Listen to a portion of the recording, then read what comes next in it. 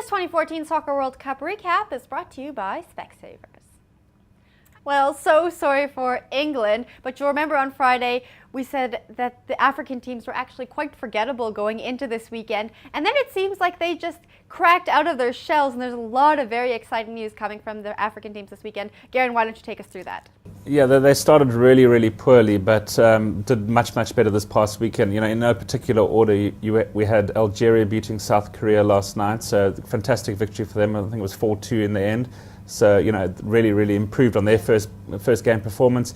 We had Nigeria knocking out Bosnia and Herzegovina from the tournament, 1-0. So a great victory for them. And then Ghana drew 2-2 against Germany. Now, Germany are one of the favourites for the tournament. I think Ghana actually took the lead after going behind. Right. So drew 2-2 in the end. So fantastic draw there. You know, it's almost a victory. I think, you know, the pundits and the bookies were expecting a German victory there. The only team that we talked about that have already gone home are Cameroon. And Ivory Coast did lose their game, but they're still within with a shot of progressing to the next round. All comes down to the final game and how they do there. But far better performances. You know, pre-tournament, I think from an African point of view, we would have been happy with one, maybe even two teams going through. Now it seems possible that as many as three might go through, depending on how results obviously go in the last group matches. You know, we still might need victories from all of those teams to go through, but at least we're in with a shot and something to play for. Rob, were you surprised by anything that happened when it came to the African teams this weekend? Certainly the African turnaround was great. I mean, after the first round of matches, we were all saying, oh, you know, it's going to be another of those very lean World Cups for the African challenge.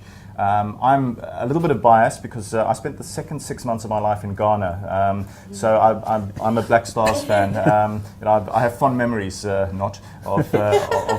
living as a 6-month-old in Holland, but of course they've sort of become my adopted second African team, I suppose. So I was really delighted with that performance against Germany. It was a fantastic game, real end-to-end football, and Ghana, I thought, matched Germany blow for blow, especially as the game advanced. There was terrible, apparently really insufferable heat and humidity, which of course would have suited the Ghanaians to a T against the Germans, who just looked as though they were just beginning to wobble a little bit, and I thought 2-2 was a really fair outcome. The trouble is, unfortunately for Ghana, it's still a little bit of a long shot them getting through, because they need to win their last game against Portugal, which is still not the easiest task in the world, and then hope that the other result sort of goes their way. So it looks as though Ghana won't go a whole lot further, but I was just really chuffed, especially as they were one of the favourite teams. You know, every South African adopted them as their other team at the last World Cup back here.